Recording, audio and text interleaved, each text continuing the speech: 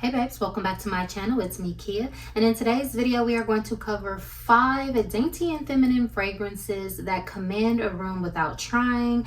If poise and soft luxury were a language, this is the language that these fragrances would speak. I think that these fragrances are good for times when you want to make a statement but you want it to be understated. And if you know me, you know these are the types of fragrances that I absolutely love, that have a presence without trying too hard, without doing too much. So if you're interested in my 5 feminine fragrance picks, just keep on watching. I think what a lot of people don't realize is that you can make just as much of a statement with a beast mode fragrance as you can with a soft, elegant, and feminine fragrance. And these are the types of things that I like to play around with in my fragrance collection, the juxtaposition, the vibe that it brings. So coming in first, I have L'Eau à la Rose from the House of Maison Francis Kurkdjian.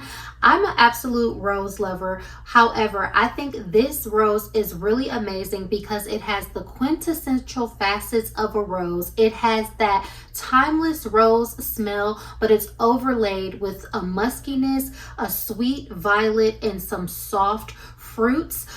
This has all of the pretty girl fruits in it. It's got the lychee and the pear and the peony. So I think that keeps this rose's classic elegance, but then it modernizes it in a way that is just very fun to wear. Now, if Ben Pretty was a fragrance, I feel like it would be L'Eau à la Rose, because sometimes you can just come in the room and then the smell that wafts off of you, it just kind of gives like, oh, well, that's lovely. It doesn't have to be too complex, too complicated, just present in the moment, a joy to wear that lifts you. This is something that I wear when I want to be lifted because, again, I love the playfulness of the fruits in conjunction with the classic vibe of a rose. This gets me so many compliments, as many rose profiles do, which is why I gravitate towards them and I love them so much.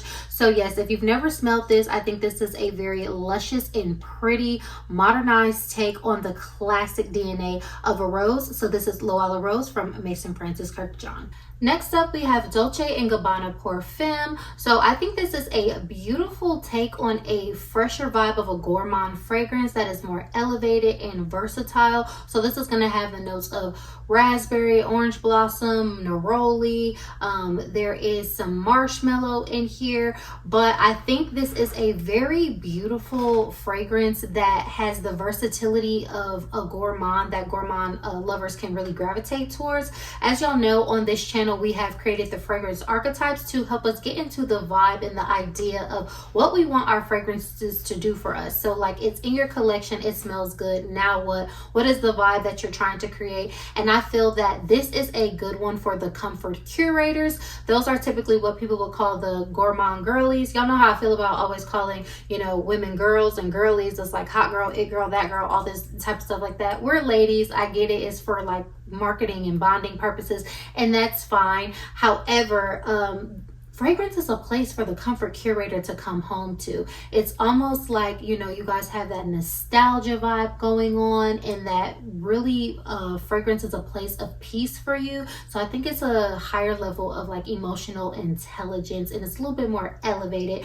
So yes, the comfort curator would really suit this fragrance because, again, this is something that you could pull for and you can wear to work, to the office. You could wear this if you have to, you know, meet your fiance's parents for lunch. If you have some type of business luncheon that you have to attend, but you don't necessarily want to smell like a cupcake, this is something that you can reach for and still be true to yourself, true to your personality, and feel at home with your fragrance while doing a light and classy, elegant type of take on a gourmand. So that is why I really do enjoy this fragrance. So yes, this is Dolce & Gabbana Pour Femme. From the House of Lattafa, we have Anna Abiyed Poudre, and I absolutely love this fragrance. So this is going to be like a rose musky fragrance, and it just smells very powdery. And for me, I get like this spun sugar undertone with it that has a sweetness added to it. I get so many compliments on this fragrance profile. Like most powdery fragrances that I wear, people just gravitate towards it. I gravitate towards it. I love a powdery fragrance and a powdery note,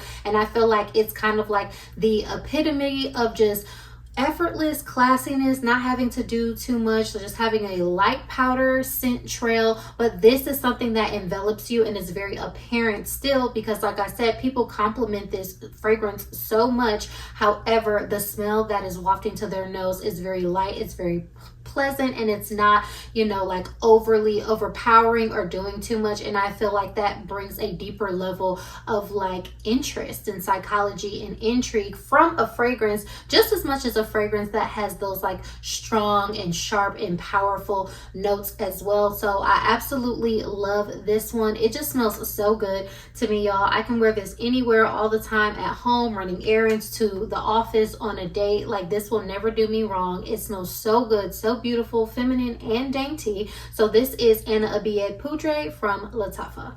Next up, from the house of Diptyque, this is L'Eau Papier, but I call it Les Papier for whatever reason, but it's the same as like L'Eau à la Rose, like L'Eau Papier, but I don't know why, I just call it Les Papier, so if you hear me say that. But this is also a good one as well. This is a very unique fragrance because it has a sesame note in it. This has some woods, it has some mimosa and some musk. So a lot of people say that sesame note smells kind of like warm rice, or like a steamed rice liqueur. So if you like rice notes, then maybe you want to check this one out. I remember I did a master class with Diptyque. They brought in a perfumer and he was having us smell all of the fragrances, and he said this one specifically is one that pulls very different on people based on their skin chemistry. And I can confirm that because my friend also has this.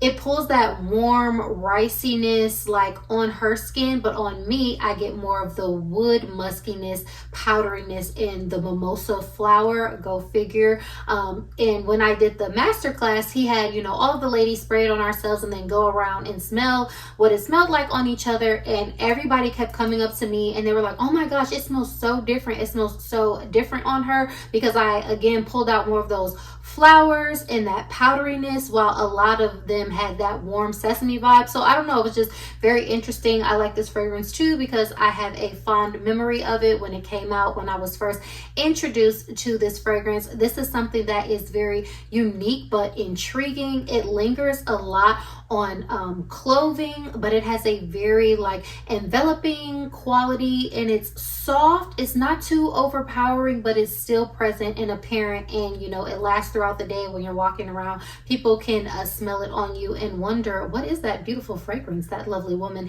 is wearing? So this one is a pleasure for me to wear always. From the house of Diptyque, Les Papiers.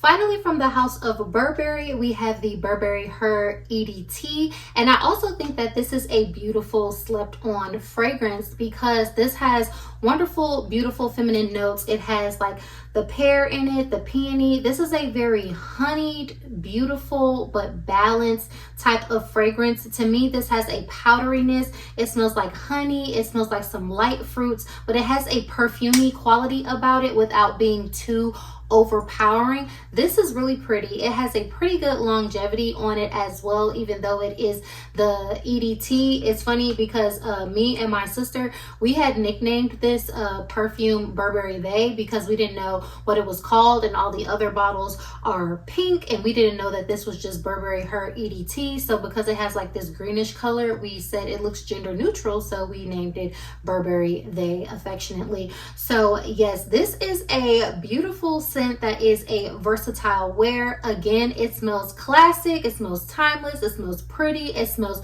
juicy, perfumey, and balanced. Like, this smells like an effortless woman that just smells sweet and just came to look good, smell good, didn't come to bother nobody. If you have the pleasure of speaking to her, it surely is your pleasure.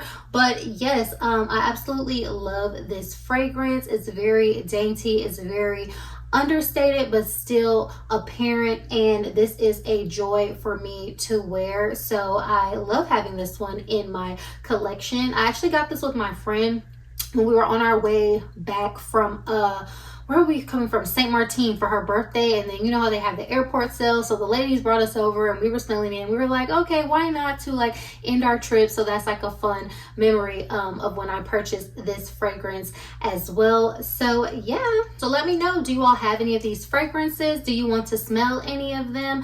Let me know what your favorite feminine and dainty type of fragrance is. Over here, we're all about mindful fragrance collection and curation. So definitely check out my website, theoctobersong.com, to find your fragrance archetype and figure out how you can get into the vibes, the mood, and the psychology of fragrance so that your fragrance collection can work for you. And put your email in because some fun and new exciting things are coming that you do not want to miss. So yes, thank y'all so much for tuning into this video. Don't forget to give it a like, comment down below, and subscribe to my channel, and I'll catch y'all in the next one. Bye.